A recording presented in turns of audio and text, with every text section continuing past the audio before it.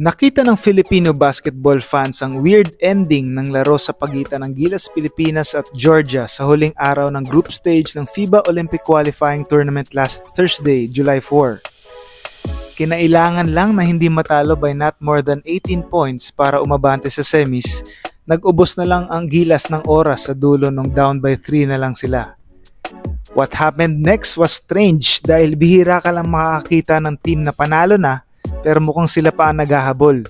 Understandably, desperado ang Georgia na paabuti ng overtime para subukang tambakan ulit ang Gilas.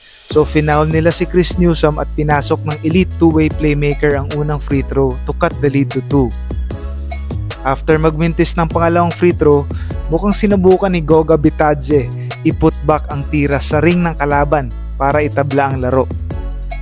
Nakahinga ng maluwag si Coach Tim Cone. We couldn't go into overtime. We had an opportunity to shoot a 3 at the end to try to get us into overtime and play, but we just felt we didn't want to give them an opportunity to try to extend the lead in overtime. Pero hindi na bago ang ganitong weird na senaryo. A decade ago, noong 2014 Asian Games, ang Gilas naman ang nasa same position as Georgia. In a game against Kazakhstan that they needed to win by 11 points to stay alive for a spot in the semifinals, lamang lang ang Gilas ng 2 points in the dying seconds. So sinubukang paabutin rin ng Gilas ang laro sa overtime.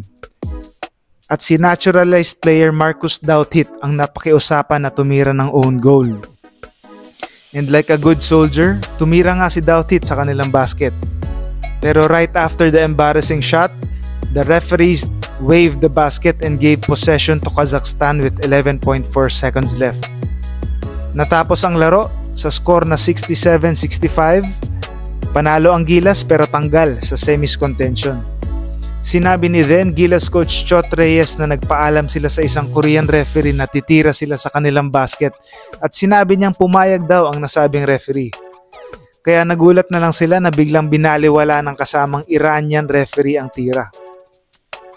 Pero according to FIBA rules tungkol sa own goals, nakasaad sa Article 16.2.3 ng FIBA Handbook na if a player deliberately scores in the team's own basket, it is a violation and the basket does not count. 10 years later, nangyari ulit ang same scenario. So pinamukha nga ba ni Bitadze na hindi niya sinadya yung putback para makount ang tira kung sakali? Palaisipan na lang yun ngayon. Ang mahalaga, Gilas was on the right side of history this time.